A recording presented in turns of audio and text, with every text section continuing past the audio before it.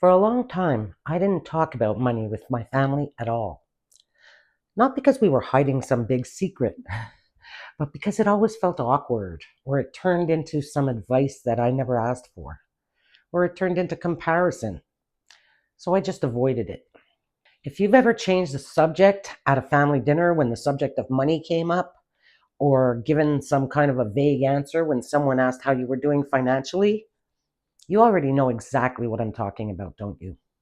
But avoiding those conversations does not actually protect you. It just means that you're carrying money stress completely alone.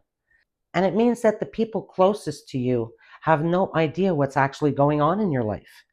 So here's what actually changed for me, and what I'd tell you if you were in that same situation. The first thing I had to get honest about is that most of my avoidance wasn't really about my family, it was about shame. I didn't want anyone to know I was struggling, or I didn't have savings, or that I had debt, or that I was living paycheck to paycheck, because I thought it said something about me, about who I am as a person. It does not. It says that you're a person who's dealing with money the way that most people are dealing with money, quietly and without a lot of guidance. Once I separated the shame from the facts got a lot easier to say out loud. The second thing that changed is that I stopped waiting for the perfect moment to bring things up. There is no perfect moment. I used to think that I needed to have my finances all figured out before I could talk about them, which meant that I never talked about them because they were never figured out. Now I bring things up when they're relevant, not when they're impressive. So if a sibling asks how I'm affording something, I just tell them the truth instead of deflecting. The third thing, and this is the one that actually changed the dynamic the most, okay, is I got specific. So instead of being vague, saying money is tight right now, that invites worry and questions. Saying I'm putting an extra $200 a month toward a safety net so that I'm less stressed out if something happens, that's a completely different kind of conversation. One that's about a plan instead of a problem.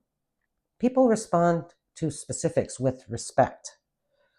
They respond to vagueness with concern or nosiness. Now, I also had to set one boundary that made a huge difference, which is that talking about money doesn't mean asking for or giving unsolicited advice.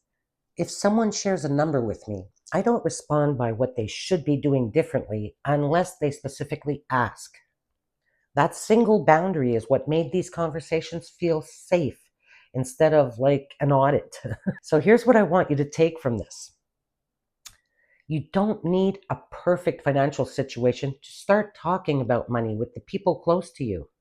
You just need honesty without shame, specifics instead of being vague, and an agreement, even an unspoken one, that sharing information is not an invitation for judgment.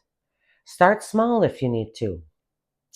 One honest sentence instead of deflection, and see how that conversation actually goes. It's probably going to go better than the version that you've been thinking about in your head. If this helped, hit subscribe so you don't miss the next one. We're building this out one honest step at a time. See you next time on Marry Money.